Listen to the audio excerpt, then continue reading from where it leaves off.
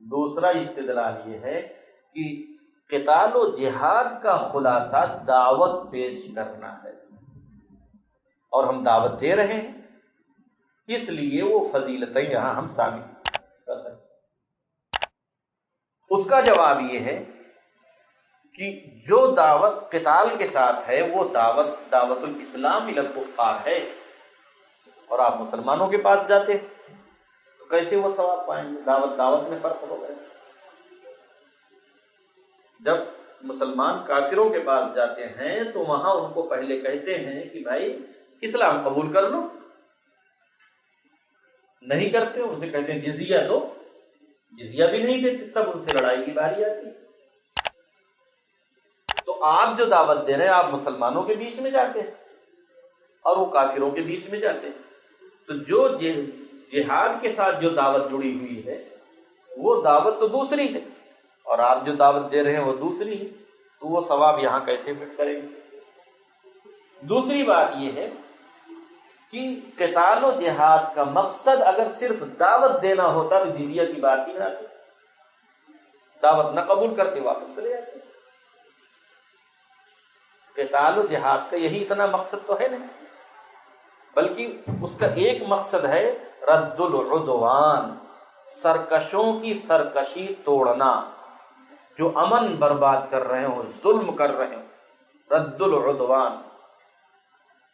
اور اس کا ایک مقصد ہے نصرت المستضعفین، قیدی، مظلوم، بے سہارا، جن پر ظلم ڈھایا جا رہا ہے ان کو طاقت اور قوت سے بچانا۔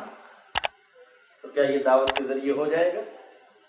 سرکشوں کی سرکشی، ظالم حکمرانوں کی سرکشی اور مظلوم قیدیوں کی رہائی اس کے ذریعے نہیں ہو سکتی۔ پورے اسلام و ایمان کی حفاظت الاسلام والمسلمین طاقت کے ذریعے۔ تو یہ کہنا کہ جہاد کا مقصود ہی دعوت ہے اور دعوت ہم دے رہے ہیں، یہ بے بنیاد بات ہے۔ پھر یہ کہتے ہیں کہ جہاد کا مقصد اعلاء کلمت اللہ، اللہ کے کلمے کو بلند کرنا، اور اعلاء کلمت اللہ ہم کر رہے ہیں، اس لیے وہ ثواب یہاں مل جائے گا۔ اعلاء کلمت اللہ کے معنی ہے اللہ کا کلمہ لوگوں کے سروں پر سوار ہو، قوت کی بنیاد پر نافذ ہو، اجازت سے لوگ نماز نہ پڑھتے ہوں کہ حکومت اجازت دے تو نماز پڑھے، اجازت دے تو روزہ رکھے، اجازت دے تو زکوٰۃ دے، پابندی لگا دے تو کچھ نہ کر سکے۔ اس کا نام اعلاء کلمت اللہ نہیں۔ اعلاء کلمت اللہ یہ ہے کہ چور چوری کرے تو اس کا ہاتھ کاٹ دیا جائے، زانی زنا کرے، غیر شادی شدہ ہو تو کوڑے مارے جائیں، اور شادی شدہ ہو تو اسے رجم کر دیا جائے۔ اللہ کے احکامات پر درخواست دے کر عمل کرنے والے نہ ہوں، بلکہ قوت کے بلبوتے عمل کرنے والے ہوں، یہ اعلاء کلمت اللہ۔ اعلاء کلمت اللہ یہ ہے کہ سب کے سروں پر اللہ کا یہ احکامات نافذ ہوں، وہ جہاد کے ذریعے حاصل ہوتا ہے۔ من قاتل لتکون کلمت اللہ ہی العلیٰ۔ اگر اعلاء کلمت اللہ کسی اور کام سے حاصل ہوتا تو لفظ من قاتل وہاں نہ آتا۔ من قاتل لتکون کلمت اللہ ہی العلیٰ ویکون الدین کلہ للہ حتی لا تکون فتنہ وقاتلوہم حتی لا تکون فتنہ۔ قتال کرو یہاں تک کہ فتنہ ختم ہو جائے، ویکون الدین کلہ للہ، اور سارا دین اللہ کا ہو جائے۔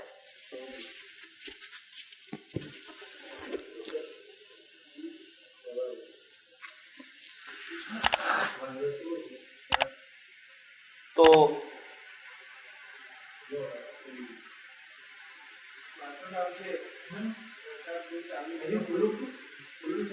یہ جو کمزور تعویل، رقیق تعویل،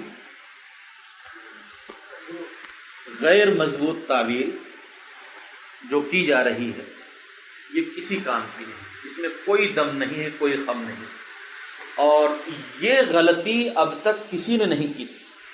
1400 سال کا زمانہ گزر گیا، لیکن آیات جہاد، آیات قتال، احادیث جہاد، احادیث قتال کو کسی دوسری چیزوں پر لے جا کر فٹ کرنا، یہ کام کسی شعبہ اور کسی جماعت اور کسی تنظیم اور کسی مدرسہ اور کسی ادارہ نے نہیں کیا. تو ہم نے آپ کو ایک غلطی بتائی بنیادی، اس کام کا مقام و مرتبہ بڑھا دیا گیا، اور اسی کی وجہ سے یہ دوسری غلطی پیدا ہو گئی کہ اس کو اونچا ثابت کرنے کے لیے آیات جہاد وغیرہ میں ہاتھ لگا دیا گیا، اور پھر امیر کا لفظ وہیں سے لیا گیا ہے. یہاں امیر کا تصور ان لوگوں کے ہاں یہ ہے امیر المؤمنین، ان کی نافرمانی ہو گئی تو سمجھ لیجئے دین ایمان سے آپ گئے. حالانکہ امیر یہاں منتظم کے معنی ہونا چاہیے. امیر المؤمنین جو ہوتے ہیں ان کا مقام الگ ہے اور ان کا مقام الگ ہے. گشت کا لفظ جو لیا گیا ہے، اصلاً گشت وہ پہرے دار جو پہرے داری کرتے، جو میدان جنگ میں پہرے پر لگائے جاتے ہیں، وہ چاروں طرف چکر لگاتے اور دیکھ ریکھ کرتے. یا کہ امیر المؤمنین پورے علاقے کا دورہ کرتے، یا کہ آج کل پولیس کی گاڑی رات کو گھومتی ہے گشت کر، وہ ہے گشت در حقیقت. یہ گشت نہیں ہے کہ لوگوں کے پاس گئے اور ان کو بلا لیے نماز کے لیے. یہ الگ کام ہے، اس کا الگ مقام ہے، اس کا الگ مرتبہ ہے. وہ گشت ہے. تشکیل، مجاہدین کو جو تیار کیا جاتا تھا وہ اپنا نام لکھاتے تھے، وہاں سے تشکیل کو لیا گیا. یعنی وہ ساری چیزیں لا کر یہاں پر فٹ کی گئی ہیں. تو ایک غلطی سے دوسری غلطی پیدا ہوئی.